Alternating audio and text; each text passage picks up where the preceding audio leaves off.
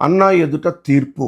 లూకా సువార్త 22వ అధ్యాయము, యోహాను సువార్త 18వ అధ్యాయము, అలాగే మరి ఈ యోహాను సువార్త 11 అధ్యాయాల్లో ఆ విషయాలను మనము ధ్యానించవలసిన వారంగా ఉన్నాం.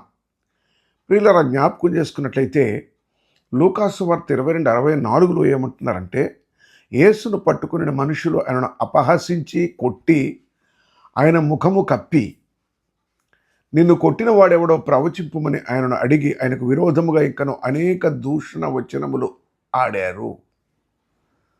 మొట్టమొదటి వారు చేసిన పని ఏంటంటే కయప దగ్గర నుంచి పక్కకు తీసుకెళ్లారు. తీసుకెళ్ళిన తర్వాత ఈ దుశ్చర్యలన్నీ చేశారు. ప్రియులరా, యోహాను సువార్త 18వ అధ్యాయం 12వ వచనంలో ఏం కనపడుతుందంటే, అంతట సైనికులను సహస్రాధిపతియు యూదుల బంట్రౌతులను యేసును పట్టుకొని ఆయనను బంధించి మొదట అన్న యొద్దకు ఆయనను తీసుకొని పోయిరి అని రాయబడతా ఉంది. ఇప్పుడు కయప దగ్గరకు తీసుకొచ్చారు. కయప ఎవరు అంటే, ఆ సంవత్సరము అతడు ప్రధాన యాజకుడిగా ఉన్నాడు. యోహాను సువార్త 18:13లో ఆ మాట రాయబడి ఉన్నది. కనుక ఈ కయప ఒక దుర్మార్గమైన మాట చెప్పుకున్నాడు వాళ్ళకి. యోహాను సువార్త 18వ అధ్యాయం 14వ వచనంలో ఏం చెప్పినాడంటే, ఒక మనుష్యుడు ప్రజల కొరకు చనిపోవుట ప్రయోజనకరమని యూదులకు ఆలోచన చెప్పాడు. ఇప్పుడు ఆలోచిస్తున్నారు యూదులు, ఏదైనా ఒక మనిషిని చంపితే, అది ప్రజల కొరకు అనే పేరుతో చంపితే మనకు మేలు అనుకుంటున్నారు.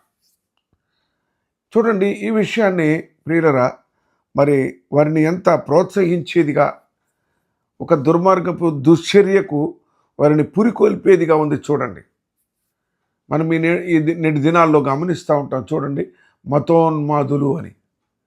అలాగే ఇలాంటి వాళ్ళే కొంతమంది తెలిసి తెలియని వారిని, అమాయకులైన వారిని కూడా వారి మనసును మరల్చి ఈ దుశ్చర్యలకి పాల్పడేలా ప్రోత్సహించేవారిగా ఉంటారు.